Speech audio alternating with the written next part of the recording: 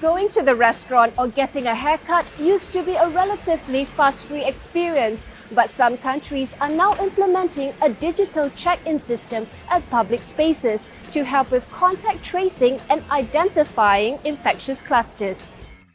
As governments globally scale up technology to fight the pandemic, what are the trade-offs between privacy and security during this time?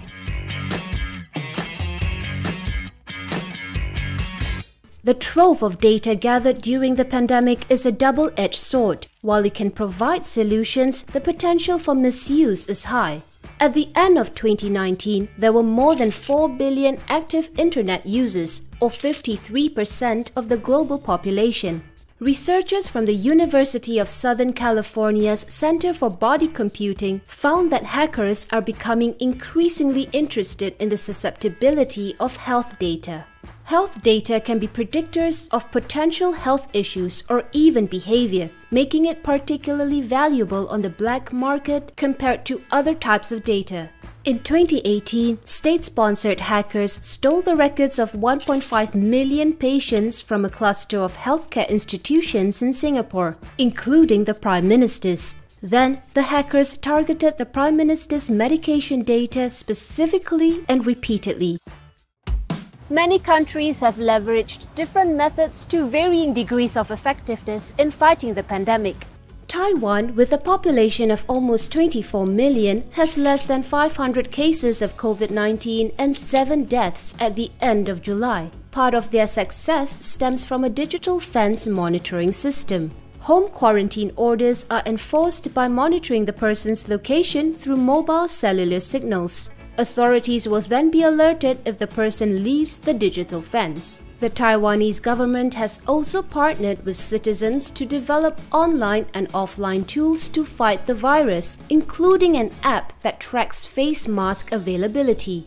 Countries like Singapore and Qatar have also launched mobile applications to help with contact tracing efforts or self-isolation measures. Qatar's app, which taps on GPS and proximity Bluetooth signals, is mandatory for all citizens and residents, while Singapore's app is voluntary and does not collect any location data, relying solely on Bluetooth proximity signals instead.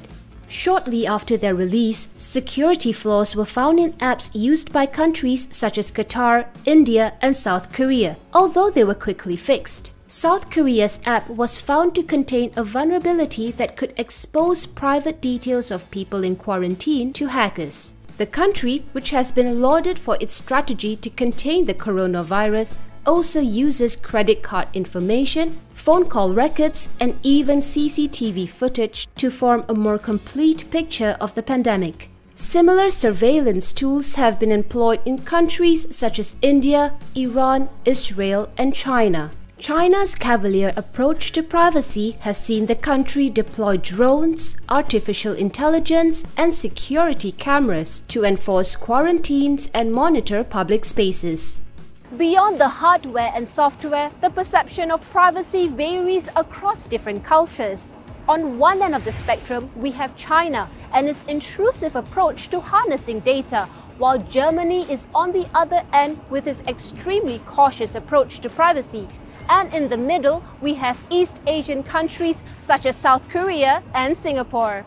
The goal of data collection in a pandemic is to provide decision makers with accurate information to balance the supply and demand on hospital resources, masks, food, and ultimately shape health and social policies during these extraordinary times.